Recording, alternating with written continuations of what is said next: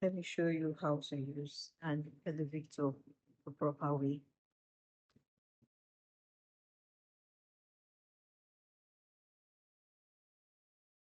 Okay, so to use an elevator, you'll come to this button.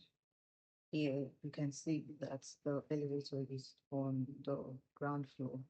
That's GF. So if you're going up, you press the up button. And if you're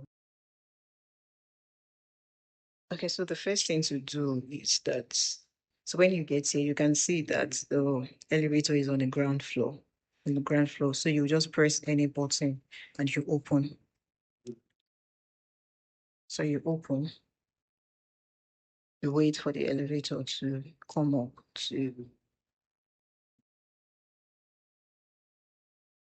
so you open and you enter.